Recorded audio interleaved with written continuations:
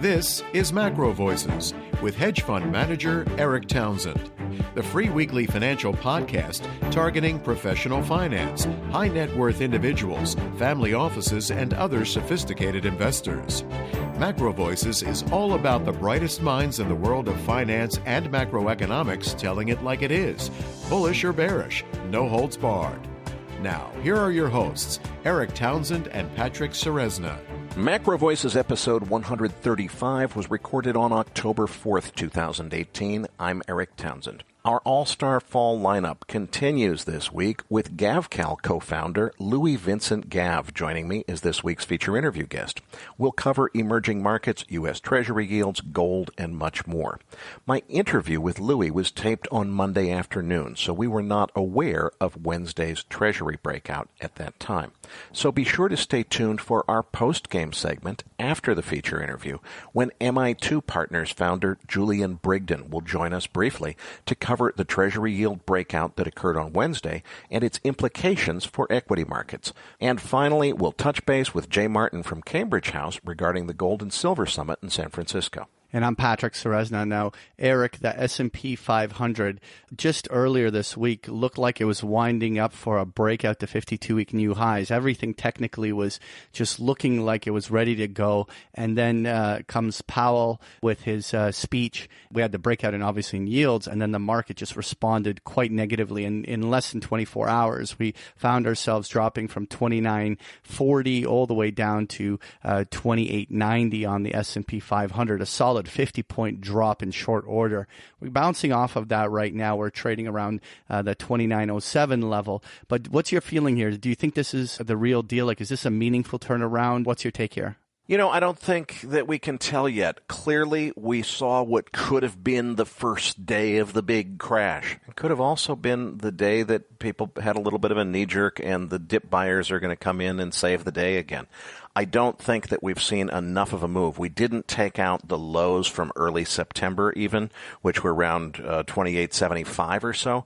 So, I don't think this move was big enough to have meaning. Now, certainly, the breakout in Treasury yields resulting in a knee-jerk reaction in equity markets. Hey, it's time to pay attention, as I've been saying since Labor Day. This is the time of year when you got to pay attention to the market.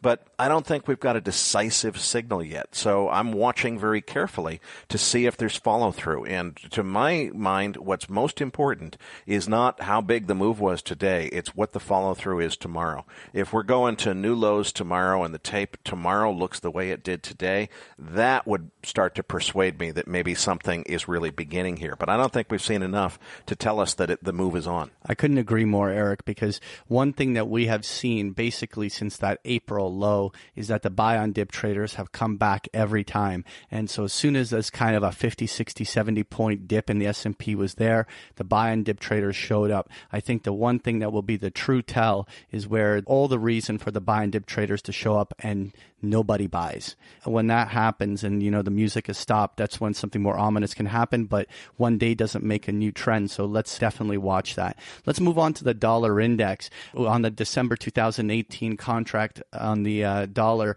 we're at 95.40, but we really kind of broke out all of those kind of key highs throughout the summer, except for the one false breakout that we had. I mean, the dollar really feels like it's going. I mean, we have that euro testing the 115 handle, almost like it's going to break down. It's such a curious thing. Like, is the dollar index going to finally do this move that we've been talking about all year? What's your take here? Well, I think that it is finally going to do it, but we've said that before, and we've been proven early, if not wrong. So, the things that I'm looking at, first of all, there was a pretty decisive head and shoulders pattern in the dollar index that was maybe targeting a 92 or so. We broke down below the neckline, which would normally be your confirmation of a head and shoulders pattern, but It didn't stick. And now we've seen with today's close, that's 3 daily closes in a row above 95. And all indications are, as I look at this chart, that it's a bullish pattern. And I think if I look at the fundamentals, I really see a very strong argument for those fundamentals continuing. Needless to say, the breakout in bond yields, eventually there could be signs that there's dollar weakness associated with that. But the immediate reaction to higher bond yields is going to be dollar positive as more capital is attracted from international investors into higher yielding bonds. Now, if bonds start to crash, that's another story, but we're not looking at that yet. As I interpret things, we're probably looking for higher, but it seems like every time I say that decisively on this program, we suddenly get a dip lower. We'll see what happens. All right, well, let's move on to crude oil because ever since that head scratcher number that came out yesterday, inventory, and the reaction to it, I was like, I can't wait to get onto the show and ask you what the heck just happened here. I mean, crude oil at this moment is responding a little bit to the downside after the whole market freaked out a little this morning. But what's happening here in crude? Well, yesterday's tape action, as you say, was extremely telling. So let's just go through it. First of all, how did we get there all the way up to $75 in the first place? I thought that Art Berman made a very persuasive argument for why that rally should have been done at 72, 73 or so. We got all the way up to 75. So there was more strength in the rally than I was able to make sense of, than Art was able to make sense of. And then what we saw this week with inventory numbers, we got a build on inventory of 8 million barrels. That's massive. It was the biggest inventory build in 19 months, more than a year and a half. Cushing, Oklahoma, building 1.7 million barrels. Gasoline and distillates both drawing down, but very small numbers in compared to those massive builds in crude. 459,000 barrels on gasoline, 1.75 million on distillates. The thing is, Patrick, exactly as anyone would expect, the instant that 8 million barrel build print came out, the market crashed instantly right back down to its 5-day moving average, which is where you'd expect to see some support. And you would normally expect that it would keep on crashing from there with that really big 8 million barrel build. Patrick, this weakness lasted about 2 or 3 minutes, and all of a sudden, the dip buyers were back, and they bought that 5-day moving average, and within 40 minutes after the data came out, we were substantially higher than before the data came out. A few minutes later, we were higher than we had been previously, and we ended up reaching a multi-year high at just shy of $77. What it says to me is it's a more than meets the eye market. That's my own terminology for something's going on here. Somebody knows something. Now, obviously, you've got Iran and sanctions, and there's lots of reasons to think that there's bullish geopolitical information, but I don't see any public knowledge information that explains this move. What it makes me think is going on is the people who didn't have the inside information, the ones who did not have it, they were the ones selling in reaction to that massive build. Somebody knew something, and as soon as they saw the market start to stabilize around the 5-day moving average, they started buying. What is it that they know that I don't know? I have no idea. But the only explanation I can come up with to explain this tape action is there's somebody who has some information or is speculating as to something that's going on that I don't see, because I cannot explain the bullishness in the face of such a massively bearish inventory number otherwise. What's going to happen next? Well, of course, we continued to hang out there at what was already a super elevated price. The fact that the market ended up correcting substantially to the downside today, really, if you look at what's going on with Treasury bonds and equities, it's no surprise. Everything was moving down today. It's going to be very interesting to see what happens. If we move to still another high above $77, it's going to persuade me conclusively that somebody knows something I don't, because I firmly believe that there is no public information available that justifies a move above $77. If there's something that takes us there, it's going to be somebody who knows inside information that I don't have. All right, well, let's move on to gold, because gold's been consolidating in this range more or less around 1,200. But overall, I'd have to say in the last 5 days, we've seen gold catching a bid. It's actually being supported. But what's interesting in the silver markets, we've now broke out to a high that's higher than the September ranges. And so it seems like precious metals seem to be getting a little bit of action, but yet so many technical levels have not been beat. So we can't get excited about this. What's what's your thinking? What's the next move for gold here? It's funny, the way you're looking at it, you're looking at the chart in the tape action, you're seeing silver move higher, and you're saying silver's bullish. I'm kind of thinking that gold is showing what I'll call extreme resiliency. We're seeing really strong signs on the dollar index chart that the dollar is moving substantially higher and probably is beginning a move that could take it a lot higher. You would have expected that to be the signal that would cause the bottom to fall out of the gold market, and it hasn't happened. Gold has been holding strong here at $1,200. It isn't moving up, but it's not moving down either, and there's been plenty of news to suggest that it should move down. Certainly, with respect to gold, as we see higher Treasury yields, at least in the short term, Patrick, that should be bearish for gold because gold competes with Treasuries in terms of safety trade as a safe asset. A lot of people think that Treasuries are just as safe as gold. I disagree with them. I think that's crazy, but a lot of people think that. So if you see the Treasury yields moving higher, that means they're paying even more interest that gold is not paying. That makes them more attractive. Now, eventually, if you see the bond market crashing, where people are afraid that bonds are going to fall off a cliff, now your safety trade is potentially more into gold than into Treasuries. But if you've got slowly increasing yields, it generally would be bearish for gold. Yet again, gold is holding strong at 1,200 here. So it feels to me like gold is much stronger than I expected it. Eric, 10-year Treasury yields finally broke out that 310 area that you've pointed out to us. What's your thinking here on the yields? Well, needless to say, we broke and closed dramatically above 3.10 on the yield. I think I had said 3.13, 3.14 maybe was really the number to watch, and we ended up at, I think it was 3.22 on the day as the high yield and close at 3.19 on Wednesday. Meanwhile, we're looking at 3.35 on the 30-year. We are seeing the breakout that everybody's been waiting for. But I had a chance to check in with Juliet de Klerk today. She doesn't think that this move actually has legs. She was already short bonds. She took profits on this move, and she's not convinced that it's really on yet. She thinks that the market was reacting to Jay Powell's comments and that it may have been a knee-jerk, and she's waiting to see follow-through before she thinks that a bigger move is on. Meanwhile, we were able to track down our friend Julian Brigden, who, needless to say, has been very, very prescient in terms of bond markets. He was one of the first guys to say that this was going to happen and has made a lot of really excellent predictions. So we're going to have Julian join us in our post-game segment after the feature interview with Louis-Vincent Gave to comment on this breakout that we saw this week. But it's a big deal. But I think the question, Patrick, is was this really the beginning of the big one, or was this that pre-earthquake tremor that tells you the market is getting unstable and it's time to pay close attention, but it's not really going to break yet? I would have thought that there would be more follow-through given how substantially we broke critical levels and closed above them in yield, below them in price. I would have expected more follow-through on Thursday. What we've seen so far has been a bounce, exactly what Juliet de Klerk said to expect when I spoke to her last night before this happened, as she had just taken her profits. So Juliet's called it so far. She thinks it doesn't really have legs, at least not yet. But one thing is for sure, it is time to keep a very close eye on this market.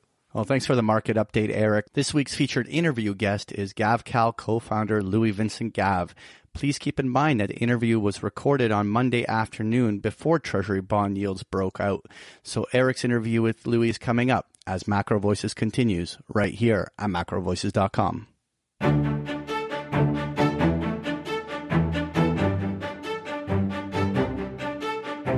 And now, with this week's special guest, here's hedge fund manager Erik Townsend. Joining me next on the program is Louis-Vincent Gave, co-founder of GavCal Research. Louis, thanks so much. It's great to have you back on the program. And your dad wrote an interesting piece called The Recession of 2019. We've got a link in our Research Roundup email to that piece. Some of the things that he touched on, I wanted to just discuss with you briefly. Generally speaking, emerging markets, it seems like we've had some really tough times. Is that driven by the rally in the U.S. dollar? And how do you relate it to the situation in Treasuries? Because we've got everybody thinking the Treasury yield is about to explode here. What's going on? Yeah, no, that's there's a lot of the pieces in the puzzle that don't quite fit together. The one you just highlighted, I've been doing emerging markets for 20 years, and for the first time in my career, we have a situation where over the course of the summer, you have a complete meltdown in emerging markets. Argentina down 50%, Turkey down 50%, South Africa, India, Indonesia, etc. You name it. It was a very ugly summer for emerging markets. And against that, you've had U.S. Treasury yields that instead of falling actually rose. And, obviously we're above 3% now in the 10-year. And here I'll be dead honest. If you told me at the beginning of this year, China will be down 20%, Argentina down 50%, etc., I would have said, hey, you can't own enough U.S. Treasuries. But, here we are, where actually year to date you're losing money on U.S. Treasuries. You're losing money on U.S. corporate bonds. And so it's not your typical setup. Now, when you look at this disappointing performance from emerging markets, I think that the consensus view has generally been, it's because of the strong dollar, so it's the natural reaction, strong dollar equals weak emerging markets. And frankly, I don't buy it. I don't buy it because the dollar, first, hasn't been that strong. It's basically, you look at the DXY, it's roughly where it was a year ago. And so, yes, you've had a move higher in the past 6 months, but it hasn't been a massive move higher, number one. Number two, I think really it wasn't as much a case of dollar strength as RMB weakness. And I've written a few pieces about this, but for me, the big shock of the past 3-4 months was the renminbi falling 10% against the U.S. dollar in a matter of a few weeks in late May, early June, early July, because this had never happened before. You had never seen China let the renminbi go down so quickly against the U.S. dollar basically since 1995. And so I think this raises a whole number of questions as to, what is China doing? Is China changing the way it's running its currency? Is China signaling to the U.S. that, look, if you want to make this economic, this tariff, this trade war worse, than we've got lots of ammunition. You can take this, many potential scenarios, none of which, of course, might be that exciting for emerging markets. And so for me, when I look at the EM meltdown, it's probably less to do with what's happened in the U.S. And a whole lot more to do with what's happened in China. Because, the view, while the general media view is emerging markets are a leverage play on the U.S. dollar, the reality is that today emerging markets are a leverage play on China. If you look at the past 10, 12 years, emerging markets have only had short periods of outperformance. They've had massive outperformance in 2009, 2010, and big outperformance in 2016, 2017. And both of these periods of outperformance were basically followed massive easing of monetary and fiscal policy by China. So today, I think emerging markets are really a levered play, not on the dollar, but a levered play on what China is doing. Now, the reality today, of course, is that China is slowing. And the other reality is that the Chinese government is doing fairly little to re-stimulate the economy. The government feels pretty confident that, yes, the economy is slowing, but it's not the end of the world. It's a slowdown that, we can stomach. Against this background of RMB devaluation, against China slowdown, against emerging market slowdown, the real quandary is indeed U.S. Treasury yields. Why are U.S. Treasury yields going up against a background that should be fundamentally more deflationary for the world? And I think for me, the only answer that makes sense is the U.S. Treasury market is responding not as much to the slowdown unfolding in emerging markets, but to the fact that U.S. debt, U.S. budget deficits are really starting to go through the roof, and that debt issuance in the U.S. is going to be enormous for years to come. So much financial reporting is focused on U.S. markets and the S&P and so forth. Everybody is obsessed, it seems, with, okay, is the S&P topping? Is it going to come down and so forth?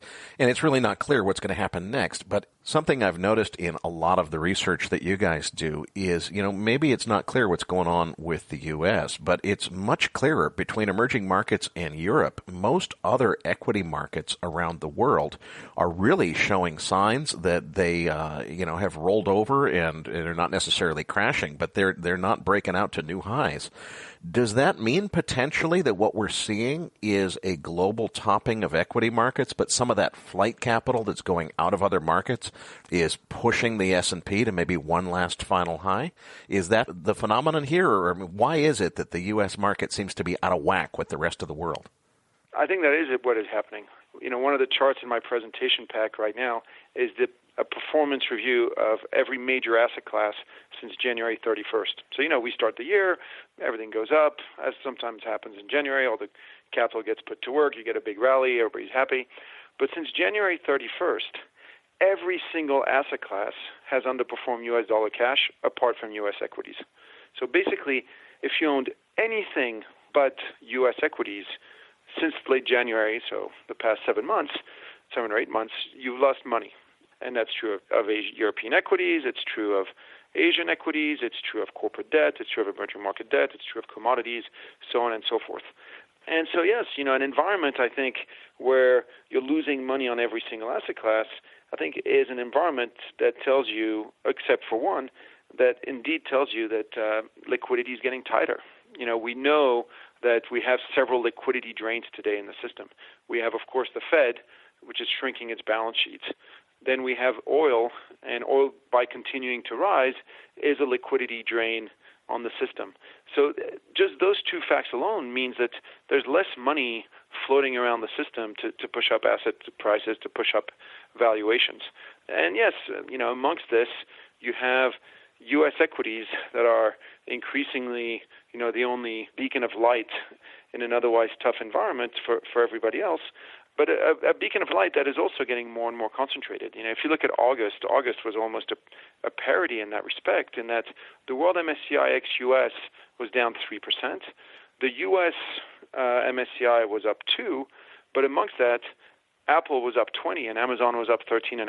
The two biggest stocks contributed $350 billion in additional market cap for the US. So you've had, within the US, I think a fairly concentrated rise. And so, within global markets, it's been concentrated on the U.S., and within the U.S., it's been concentrated on a few mega cap, large cap tech stocks and healthcare and basically growth stocks. Growth stocks that I think have done well, thanks in part to the flattening of the yield curves that you've seen everywhere around the world, because, as you get flat yield curves, you can project yourself further and further away, and so you don't mind buying stocks like Amazon that might be trading at 45 times EV/EBITDA. And so, yes, this has unfolded, and it's made the life, I think, of most active managers fairly miserable. If that mechanism is in action, as you said, where what's going on here is global markets are rolling over, people are starting to lose confidence, and they're going into U.S. equities as a safety trade away from other markets, how long can that last, or what would you expect? Does it necessarily mean that U.S. markets are likely to top after other markets, and is there a lag or a guideline as to what people should expect? I wouldn't say that, actually. You have many potential avenues of exit here. The first one, of course, is that the enormous divergence we've seen really since mid-May between the U.S. equity markets and global equity markets gets resolved not through U.S. equity markets collapsing, but through European markets rallying, Japanese market rallying, Asian markets rallying. Now, of course, you could say, well, in Europe, we have a lot of uncertainties, Italy, upcoming European elections, which should lead a lot of Eurosceptic parties to perhaps be in majority in the European Parliament for the first time, etc. So there are uncertainties around Europe, no doubt. But meanwhile, Japan has now started to break out to new post-1991 highs. So that's another beacon of light that is sort of emerging out there. China also seems, frankly, to be bottoming. And now that we basically have a NAFTA agreement, that removes a lot of uncertainty surrounding Mexico, surrounding Canada, both of which are, cheap markets trading at pretty much historical discounts against the U.S. So I think you can make the argument to say, okay, all these cheap markets in Asia, cheap markets in the Americas outside of the U.S. will start to suck up the relative underperformance that got put in mid-May. Now, for this to happen, of course, you need probably a fairly benign global macro environment. You need growth to be decent, and you need the U.S. dollar to not shoot up. Now, as it turns out, the U.S. dollar, I think, has been under a little more pressure in recent weeks. It tried to break out, failed, and the reality is, in spite of a decently hawkish Fed, a Fed that basically confirmed they've got 4 more tightenings over the coming 12 months, even in spite of that, the U.S. dollar didn't really break out to new highs. So, I look at this and I think, okay, maybe the environment for some of the beaten-up emerging markets, but also for Japanese equities, remains, and also for Canada and Mexico, maybe that's where the returns are going to be for the next 6 months. With that in mind, does that change your view, or how does it affect your view if you think that maybe things are bottoming? Let's come back to U.S. Treasuries. Should we expect this breakout that everybody's sort of waiting for past 3.10 on the 10-year and, all uphill in yields from here? Or could it be that the bond market is bottoming and that maybe Treasuries are about to rally and will come back down in yields? Well, I don't want to answer your question with another question and do like a Jesuit priest. But here's the shocking thing for me. A couple of weeks ago, Larry Kudlow came out to give his review of the U.S. economy, and very rightly he highlighted how great the U.S. economy was doing. All-time record consumer confidence, strong ISMs, industrial production, et cetera, et cetera. So there was a lot to report that was extremely positive. Very strong GDP print. And then amidst all this, he was asked, okay, this is great. Where do you see the budget deficit? And his answer was, the budget deficit is going to be between 4 and 5%, basically for as far as the eye can see. But we shouldn't worry about it. Now, the reality is, if you have a U.S. economy that is booming, that is really growing on all cylinders, and even with that, your budget deficit is 4 or 5% of GDP, I think the question then becomes, okay, what happens if and when there's a recession? Now, why should there be a recession in the U.S.? Well, the simplest answer to that is you have to look at the things that are already starting to roll over and break simply because of the rise in oil and the rise in interest rates. Because we know historically higher oil prices, higher interest rates are typically what breaks the back of any economic expansion. And today we do have higher oil and we do have higher interest rates, and we are starting to see U.S. housing roll over, and we are starting to see the U.S. auto sector roll over. So basically the most interest rate sensitive parts of the economy are starting to feel the pain. So you look forward, let's project ourselves 12 months, and you mentioned my dad's piece, The Recession of 2019. You project yourself 12 months and you think, okay, 12 months' time, if the Fed really has gone through its 4 rate increases, where's housing? Where's autos? Where's overall growth?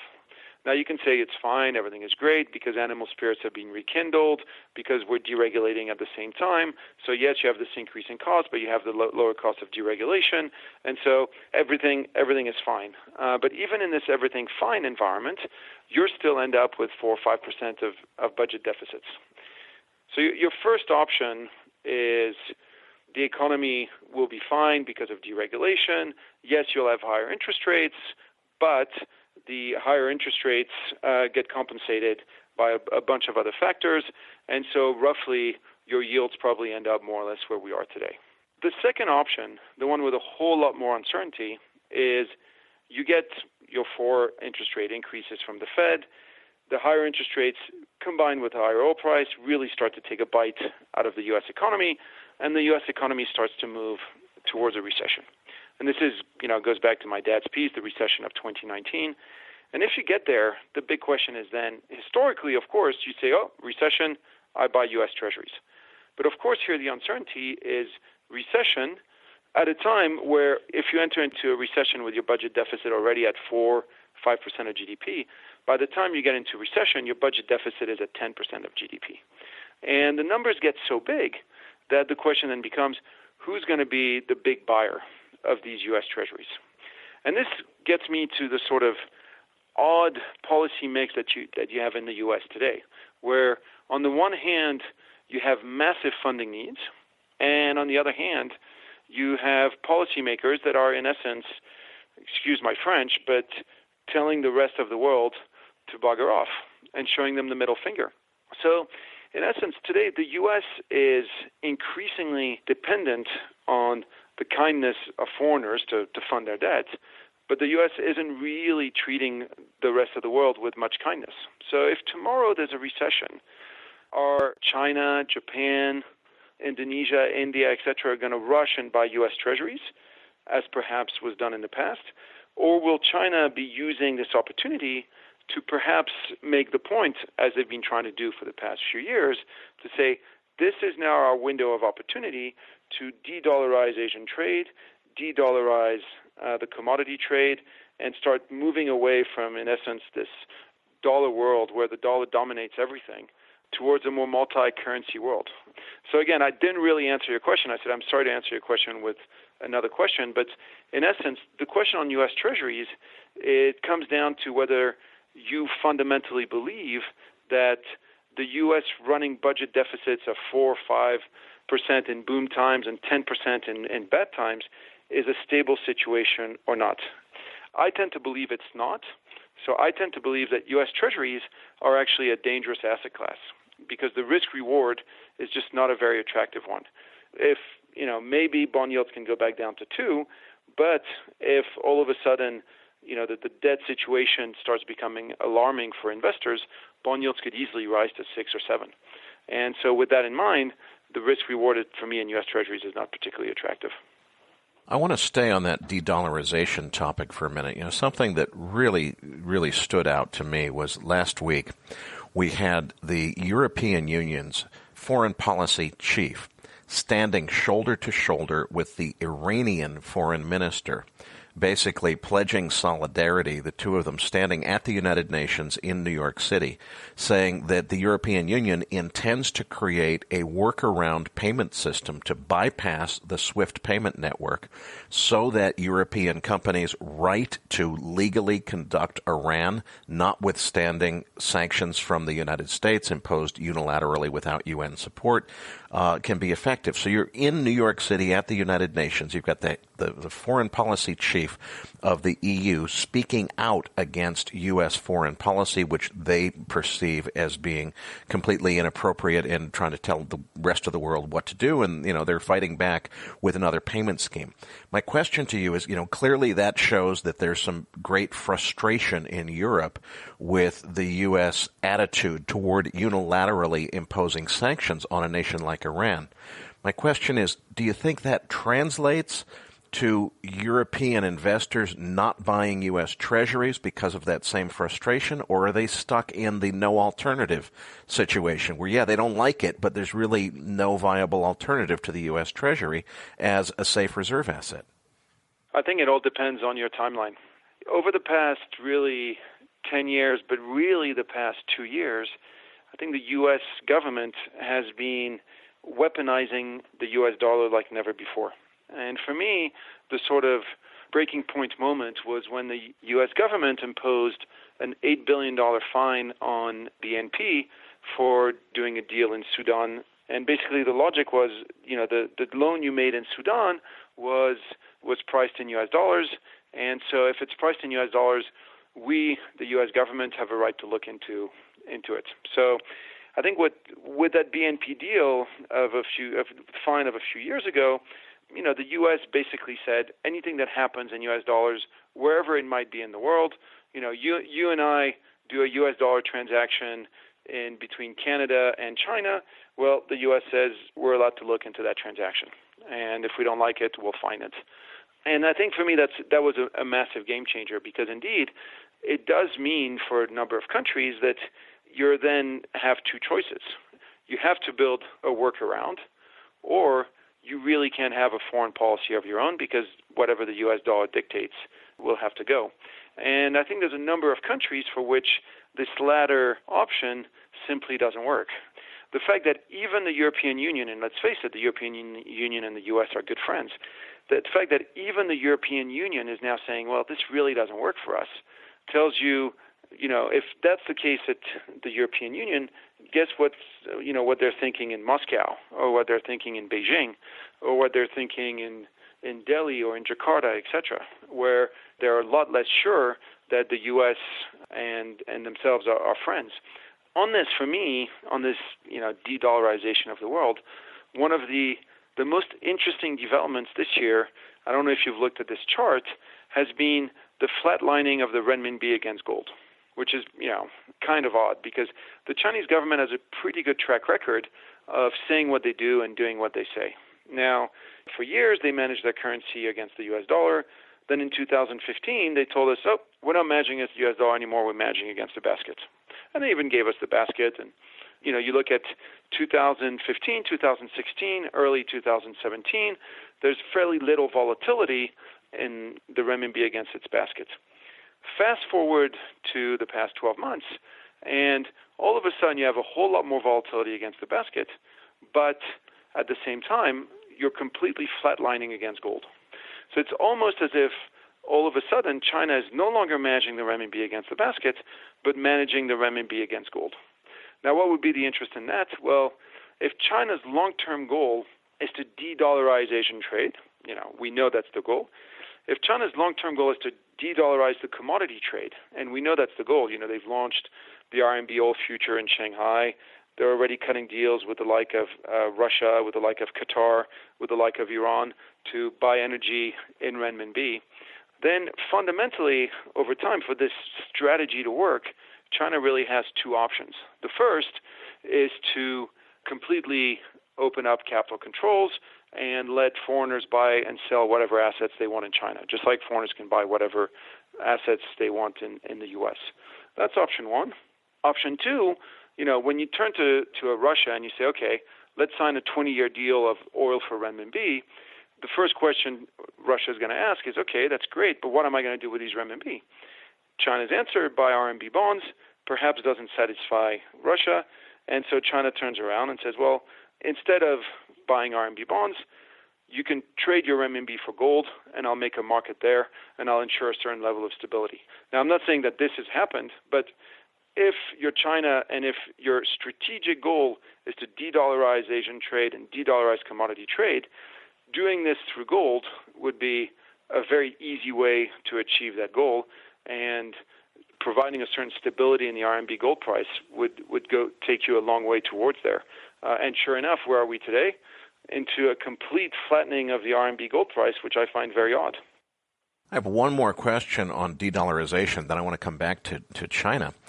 I talk to a lot of investors in the United States, and, Louis, I'm surprised because I take this de-dollarization thing seriously. It seems to me that China and Russia are both pretty darn serious about doing whatever they can to try and persuade the rest of the world to abandon the dollar. I'm shocked that most people don't take it seriously. I take it very seriously. What are you seeing? Because you deal mostly outside of the U.S. Nobody in the U.S. thinks this is a real issue. Well, whatever. It's just China talking. Ignore it. I don't think we should be ignoring it. What are you hearing around the world outside the U.S.? I want to first start with the U.S. because I think if you spend any time in Washington, whether you talk to journalists or policymakers or bureaucrats, there's a uniformity of views that really I haven't seen since really October 2016, when everybody was dead convinced that Hillary Clinton was going to win.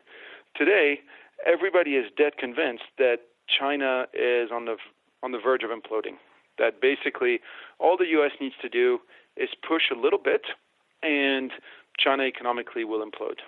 It's a house of cards built on debt, not creating enough value, etc. I mean, you know the whole story. And I think part of the problem is that everything that's happened in the past 5 months will have reinforced that view, in that, the U.S. starts talking tough against China, the Chinese stock market goes down 20%, the U.S. stock market goes up 12%, and this will have reinforced the view of everybody in Washington that, China is really in deep economic trouble. Now, of course, a 20% drop in the Chinese stock market is neither here nor there. It's especially neither here nor there for Chinese policymakers. That kind of thing happens all the time. But most importantly, it doesn't really matter because very few Chinese corporates actually fund themselves or fund their growth through equities. They mostly fund themselves through bank credit. So the view in the U.S. is China's about to implode. Meanwhile, if you go to Beijing, the view is that the U.S. is more politically divided than it's ever been, and that as such, the U.S. is really incapable of taking any kind of economic pain. That if and when the next recession comes, the political bickering that will unfold in the U.S. will just basically tear society apart. I'm not saying that this is true. I'm saying that this is the view, I think, the prevalent view in China. Now, the first point I'd make is this is the worst possible setup for any kind of negotiations. If you and I need to strike a deal on whatever, and if we're both convinced that each one of us has all the cards and that the other guy has none of the cards, then we're not very unlikely to compromise on anything, right? So the view in China today, I think, is we don't need to compromise in the U.S. because we can wear economic pain. If and when the next global recession comes, we'll wear it. As the Chinese say, we'll choku, which means eat bitterness, because we're used to that. And meanwhile, the view in the U.S. is if and when the next recession comes, China is going to completely implode. Now, of these two things, and perhaps because I spend more time there, I'm more inclined to the Chinese view. I'm more inclined to the view that China can wear pain and the U.S. can't. And I'm not inclined to the view that China is about to implode. And so to the point you were making, I do think that the likelihood that China is going to continue being very aggressive with this de-dollarization push is, that's going to continue for months, quarters, and years to come. If only for the simple reason that for China, de-dollarizing Asian trade, de-dollarizing the commodity trade, has now become a national security imperative. Today, what is the U.S. doing? They're basically telling China, we don't want to run a trade deficit with you anymore. And, that's fine, but that basically means we don't want to give you dollars anymore. Now, if you're China, you think, well, hold on. I need dollars to buy my oil. I need dollars to buy soybeans. I need dollars to buy copper. And if you don't want to give them to me anymore, how am I going to buy those things? Well, the only possible answer, of course, is I've got to change the way those things are priced. Hence the launch of the RMB oil futures in Shanghai last March. Now, this RMB oil futures, which came out of nowhere, launched in March of this year, already accounts for 14%. That's 14% of the oil futures traded volumes from nowhere 6 months ago. It's a very impressive launch. To capture 14% of one of the biggest commodity market in the world in the space of 6 months tells you, I think, how deeply, deeply serious China is about all this. Let's stay on the subject of China. You recently wrote a piece. We have a link in the Research Roundup email for our listeners. This is normally a research piece that's only available to your clients, but you were kind enough to share it with our listeners. It's titled The Dissolution of Chimerica. Give us an overview of what our listeners can expect from that piece, and how does it fit into this conversation? Well, look, I think for most of my career, and in fact for most of my life, I was born in the early 70s, I think the policy of the Western world has been really to embrace China, since basically Nixon flew over to Beijing to meet with Mao. The policy has been to embrace China and, in essence, bring it from the cold. And the view was that the more trade we do with China, the more we integrate our supply chains, then China will evolve. And just like South Korea moved from being a dictatorship to a democracy, and just like Taiwan moved from being a dictatorship to democracy, China will evolve in the same way, and at some point they'll become a member of the club. And I think this was very much the Western policy, probably until this year's 19th People Congress. Because at this year's 19th People Congress, Xi Jinping came out, and he came out with two very forceful policies. The first was the One Belt, One Road, which is very much an imperialist view of China's role in the world. The One Belt, One Road is we're basically going to tie up all of Asian economies, all the way to Africa, all the way to Western Europe and Central Asia. We're going to tie all these economies into our own. Fundamentally, the history of every empire boils down to a road-building exercise. Empires want to build roads to bring in commodities cheaper to the heart of the empire and push out finished goods to the outer realms. That's why in Europe we say all roads lead to Rome. Well, for Xi Jinping in the 21st century, all roads lead to Beijing. So the first thing that happened in the 19th People's Congress was Xi Jinping came out and said, we're going to basically tie in all these economies into our own.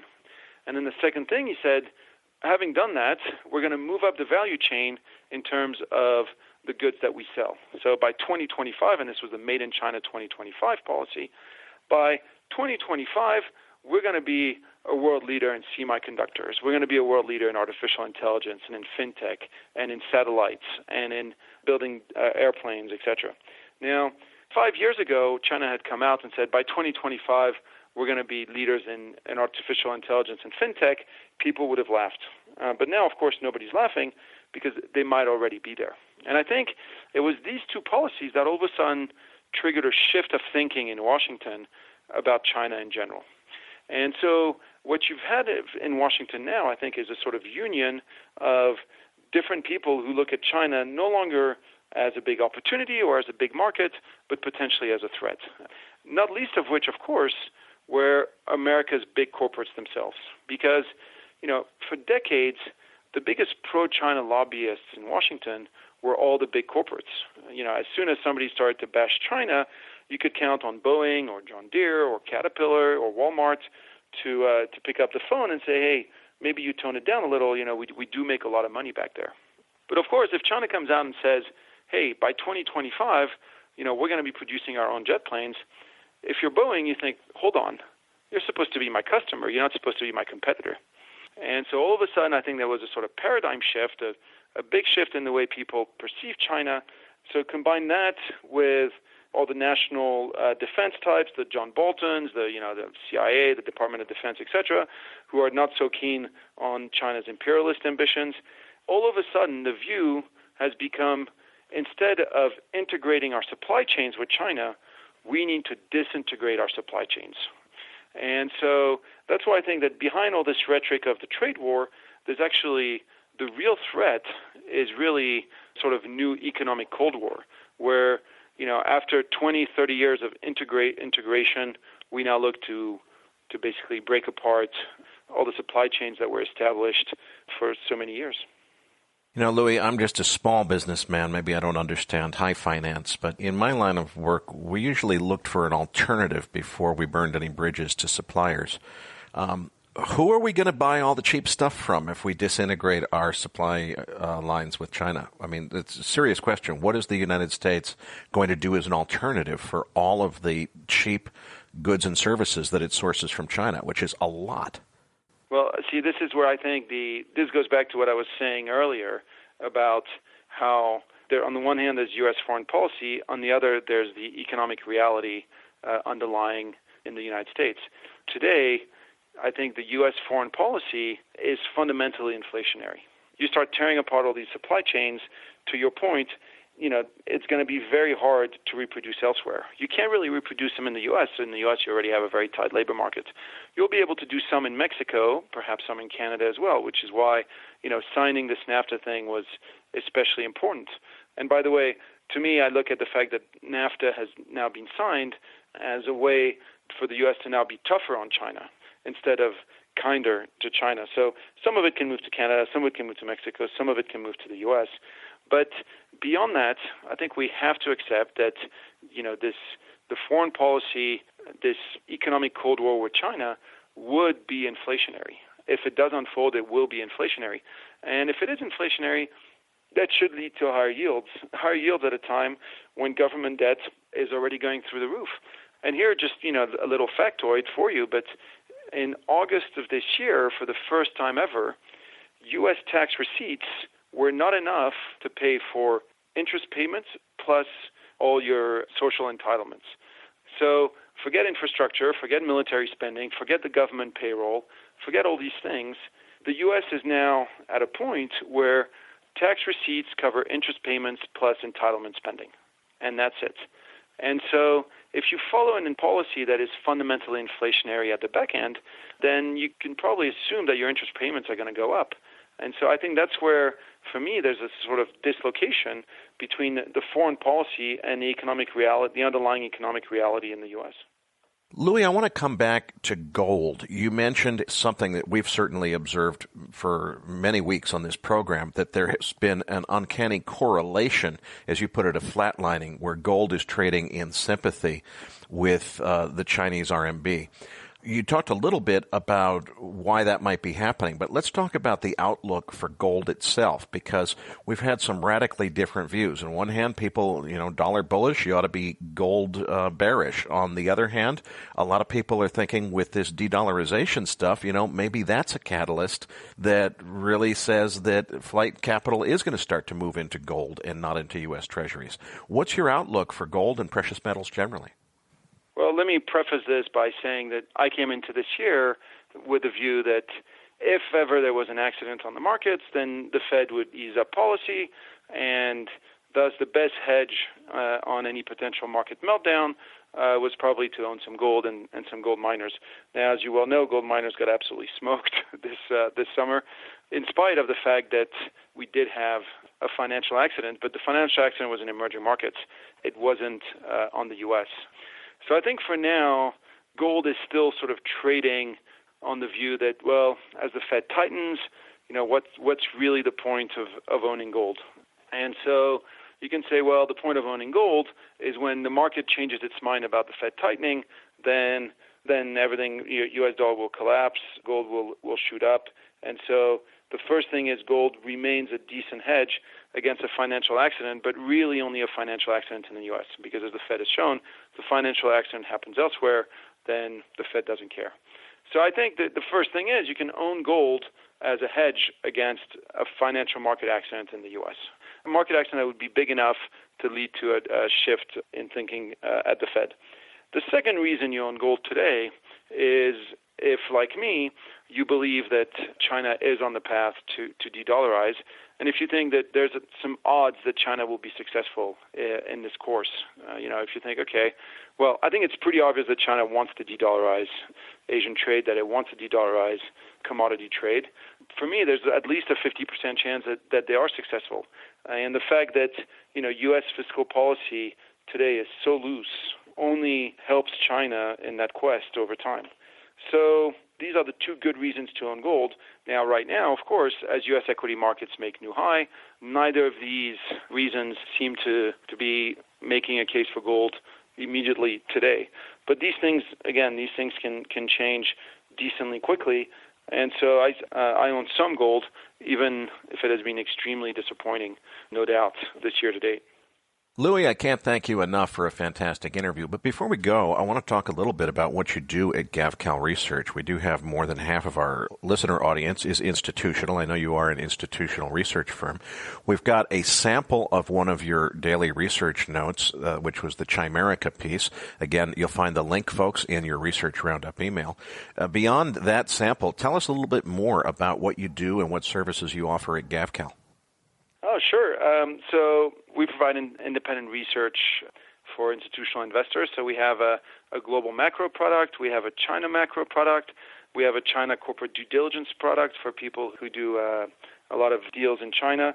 The best way to find out about what we do is probably to go through our website, which is gavcal.com, GAVEKAL.com. And there should be plenty of info there. And if there's not enough, you can contact us through the website. Well, Louis, thanks so much for a fantastic interview. Patrick Ceresna and I will be back as MacroVoices continues right here at MacroVoices.com.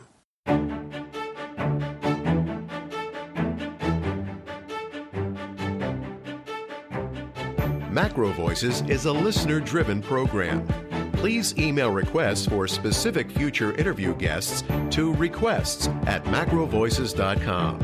You can email questions for the program to mailbag@macrovoices.com, and we'll answer them on the air from time to time in our mailbag segment.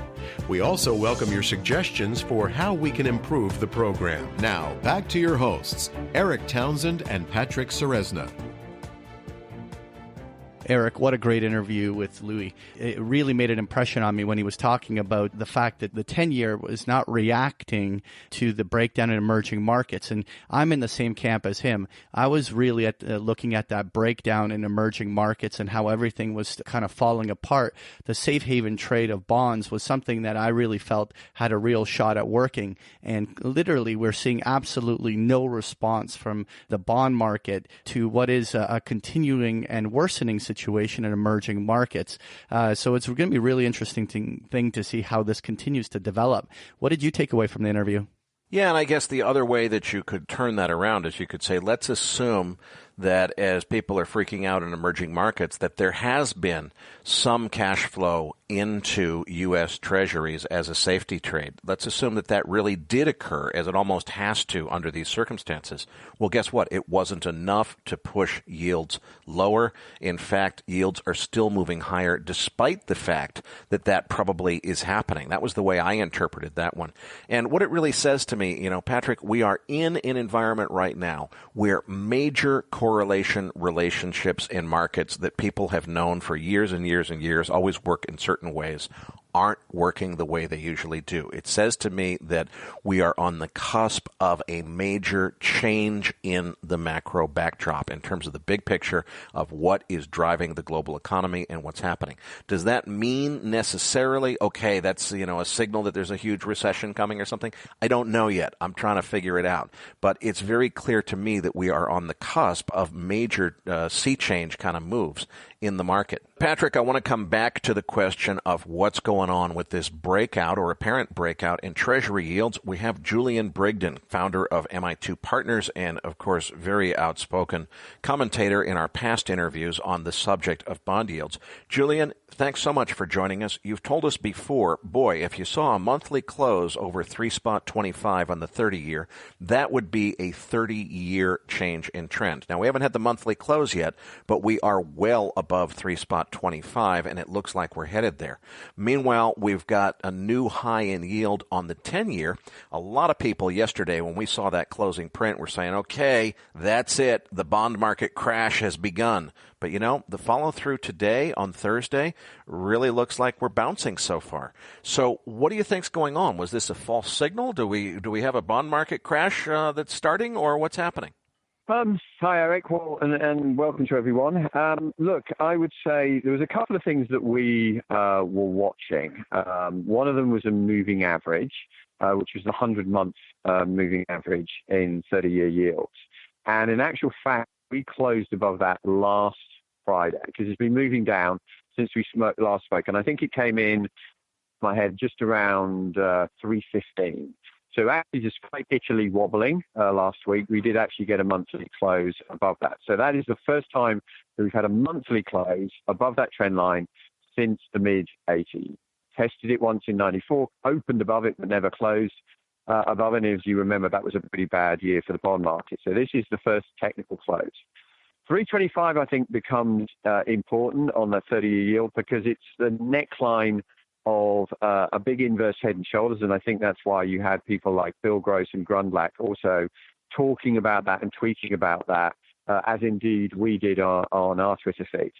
Have we definitively broken it? Look, the only way I think that we close below it is if you actually end up crushing the equity market. And to me, that is not my base case. I think some stocks, particularly the FANGs, are very, very sensitive to the curve. In fact, if you go and look at the curve of 2s, 10s, since over the last 18 months, it's almost perfectly negatively correlated to the FANGs. So a steepening curve is definitely a danger to the equity market. But I'm not sure this momentum, given the underlying strong economics, that we're ready to crash the market just yet. I think you're probably ready to see probably more rotation into some of these other sectors. So I think there's a very decent chance. I'd like to see a monthly close above 325, but I think there's a very decent chance that we've started a broad up move. Technically, if you look at that inverse head and shoulders in 30 years, or you look at the technical picture on the term risk premium of 10 years, telling you 4.5%. Now, we're not going to be there straight away. It's not going to be a linear line. That's going to obviously put a huge amount of pressure on the economy. It could take many years, but I'm sticking with what I ultimately said back in the summer of 2016, that we put the lows in Treasury yields, and we are now moving inexorably over the next many years into a higher bond yield environment. Now, Julian, I just wanted to ask you specifically about the actual credit spreads, because one of the reactions to the jump in the 30-year was the fact that we saw this bear steepening right across the board. And like, for instance, the difference between the 2s and 10s jumped from, the 20-25 basis point range to now just over 31 basis points. And so we have the steepening. Now, the steepening, is this in your mind just an impulse reaction, or do you think that this is a bigger trend that may actually see the trend change, and the steepening thing is now something that can happen for the remainder of the year? So here's the thing. I mean, look, you've had a Fed that's been playing, I think, very loose and dangerous with the economy. Steepening should happen as the Fed allows itself to get further and further behind the curve, unless we go from a bear steepener where the long end is selling off to a bull steepener where you've crashed the equity market and everyone moves to price out hikes in the 2-year sector. Broadly speaking, at the moment, we have that bear steepener as the long end sells off. Now, depending on the data will depend on how the Fed reacts. Powell's made it very clear to people that he isn't stopping. And I think this was one of the misinterpretations that the market had, that somehow we were going to stop and then they weren't going to go any more, and then the equity market could take off. And of course, this is the fundamental problem, that the Fed's financial conditions, broad metric, and if you look at financial conditions, that includes the short-term rates, long-term rates, credit and stocks. Credit and stocks have been ignoring what the Fed has been doing for a very, very long period. So I'm not sure that we're going to get an extended steepening of the curve just yet. Actually, what we've been looking at is swaps curve for our institutional investors. If you go and look to the 2s, 10s swaps, they actually tend to lead the curve, and they're not yet steepening that much. So I'm not totally convinced that we've got a real big steep move on. I'm also thinking, look, it doesn't mean it doesn't go 25 basis points or something, and we get to say 52s, 10s or something like that. But ultimately, there's a lot of real money that's just going to keep piling into that and continue to flatten out. And as long as the economy doesn't tip over and we move from that bear steepener to a bull steepener as 2-year yields collapse because equities have dropped, I think broadly speaking, we're still in a flattening environment or a flattish environment. And this is just an interlude for the moment. Because I think the Fed has to raise rates, guys. But if you look at some of the data we've been getting from ISM, the market surveys, we're getting jobs growth in the service sector, which is commensurate with a 300,000 plus number. Now, do we not get it because of the hurricane? And in which case we get it again. We get it next month. But we have an economy that's truly on fire. And there's a limit, I think, to how far the Fed can let this thing run hot. And I think we're getting to that inflection point. So I do expect the Fed to be a little bit more aggressive. And I think hopefully they'll hold the curve from backing up too much. Julian, let's come back to the equity market implications. Of course, on Wednesday, we had the breakout in yields. The reaction or apparent reaction on Thursday was equity markets really taking a dive. But just in the last hour or so, we got down to 28.88 or so on S&P futures. We're speaking right now just about a minute before the cash close, and we're bouncing very nicely up to 29.05. It almost looks like the buy the dip crowd showed up. So is this the beginning of a huge move to the downside, or could it be that it's over?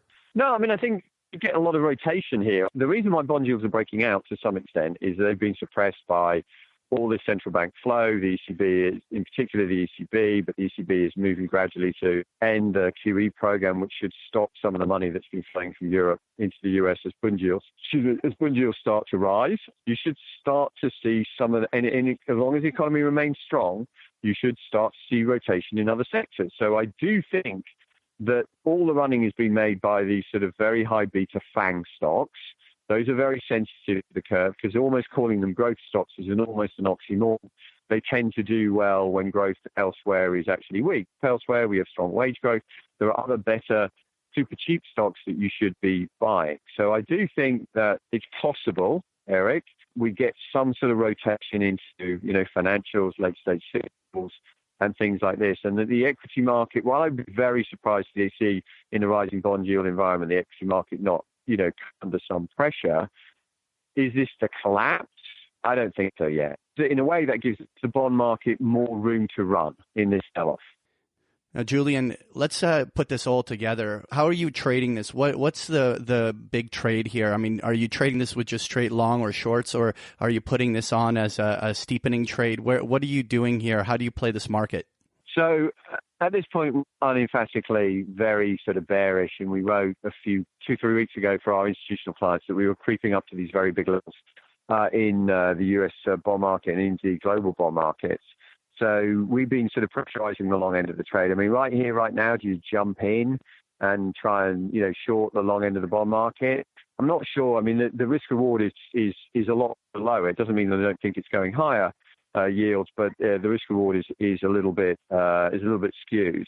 On the back of what we just discussed, the sort of fangs and the relationship to the curve, I do think there are some quite vulnerable, potentially US equities, single names that I don't like. So, for example, and this is purely just on a technical basis, I've been looking at Netflix as what we would call a classic bubble.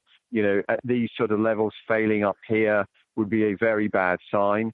The same is true of Amazon. I mean, I think, for your clients who read Barron's, Abelson really summed this up, I think, brilliantly a couple of weeks ago, where he talked about, in an environment where we get rising costs of capital and rising rates and yields, the policy of a lot of these fangs to burn through either, free investors' equity cash or borrow money becomes, quote, less salubrious. And so I think that's exactly the risk for some of these names. So some of these look really quite interesting shorts potentially to me at this point in a rising yield environment. Then there's the emerging market space, a tightening of that market financial conditions is very bad news for some of these EM trades. And I think a lot of people have been very tempted to rush in and buy these dips. I mean, we've been conditioned since 2008 to buy every dip, right? You switch on CNBC, the guys are like, buy every dip, buy every dip, buy every dip. This is not, to me, one of those points where you buy the damn dip, particularly in emerging markets. And I think there's still an awful lot of cash in them. And I think these could get really, truly tarred and feathered. I'm beginning to get worried about Korean equities and Taiwanese equities and even Indian equities, which I think structurally are fantastic trade, but technically are beginning to look very dodgy. So I think those are some potential interest opportunities. And then finally, it comes back to the dollar. If this rise in yields truly turns us into a risk-off environment, then I'm very worried about the dollar, because I think, and I've been quoted, and I was quoted by you, Erik, as saying that the last stage, I think, of any risk-off move would be a sort of big risk-off dollar rally, which just basically becomes effectively the napalm run at end of a war movie, right? And all you're left with is a smoking hole and a bunch of charred bodies. And to me, that would be the final. If we get to that point, that would be the final leg of that move. And ultimately, then the Fed is forced to step in, albeit late. So I think there's some quite interesting trades to start watching that are going to be led by the bond market and led by, potentially 2-year yields, but a better risk reward than the bond market itself at this point. Well, Julian, I can't thank you enough for taking time out of your busy client schedule for us. We hadn't planned this one, but given news in the markets, we really wanted to get you in the program. I know Patrick is working with your staff to get you back before the end of the year for a full-length feature interview where we can get the benefit of one of your famous chart books. So we're really looking forward to that. Thanks so much for joining us today. Gentlemen, thank you very much for having me on the show. Fantastic. Thanks, Julian. Patrick, I always love getting Julian Brigden's view. The guy is absolutely brilliant. I think it's really interesting, and what I'm seeing is a lot of people kind of thinking the same way, and it goes back to some of your comments earlier in the program. It sounds like, if I summarize what I got from Juliet de Klerk, she's saying, yeah, this is definitely interesting, but it's not quite time to panic. Juliet actually took profits on her bond shorts because she knew there was a bounce coming, and sure enough, we're seeing that bounce today. I look forward to finding out from Juliet what she's doing next. Meanwhile, I think that Julian Brigden is giving us a very similar theme, which is, something big is afoot, but it doesn't necessarily mean the crash in the bond market is beginning just yet. It means that something is afoot, and we shouldn't read too much into it. In any event, we received a number of inquiries after we announced last week that Patrick Ceresna is going to be speaking at the Silver and Gold Summit. We had a number of people ask us, Silver and Gold Summit, what's that? So Jay Martin, President and CEO of Cambridge House, the organizer of the Silver and Gold Summit, is with us. Jay, please tell our listeners, what is the Silver and Gold Summit? What is the theme of the show this year? And in addition to our own Patrick Ceresna, who I'm sure will be the best speaker, who else do you have lined up on the program?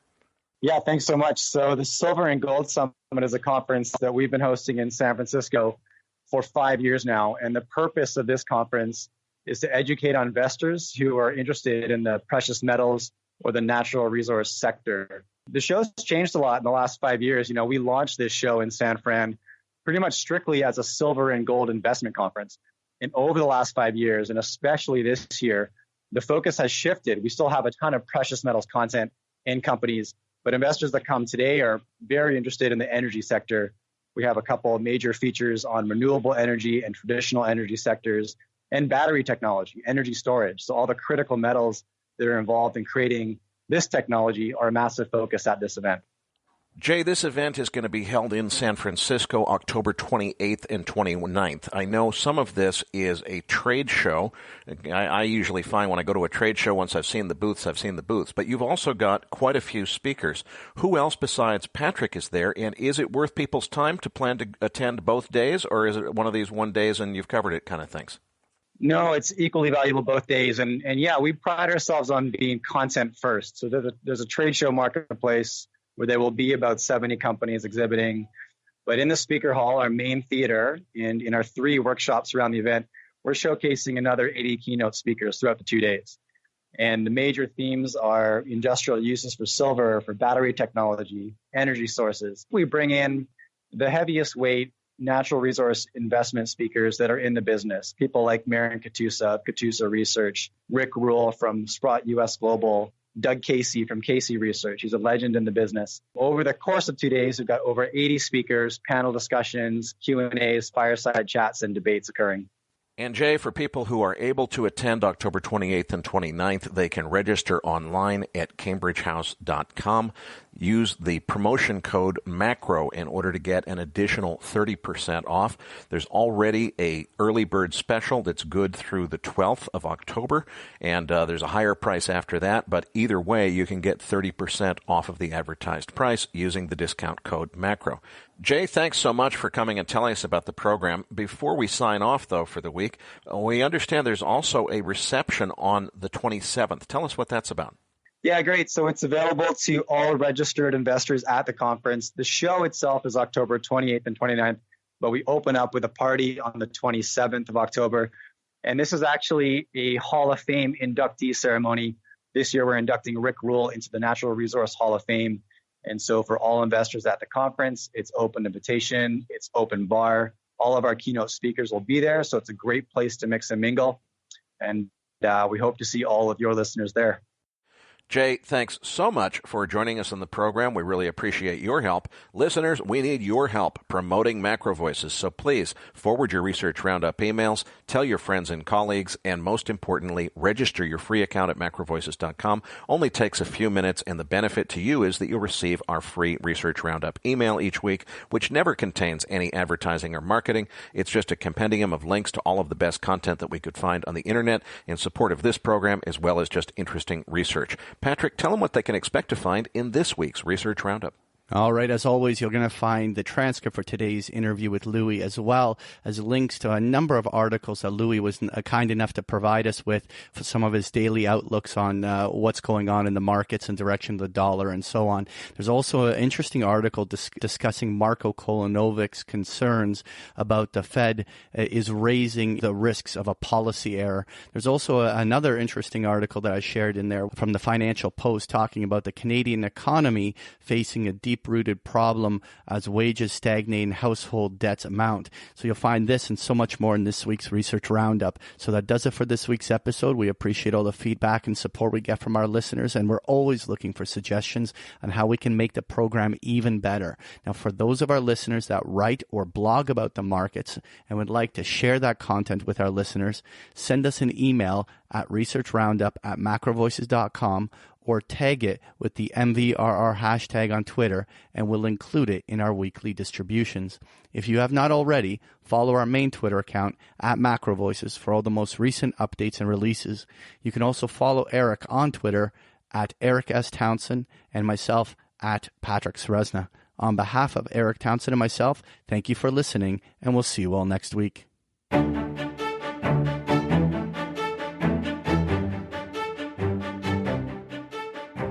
That concludes this edition of MacroVoices. Be sure to tune in each week to hear feature interviews with the brightest minds in finance and macroeconomics.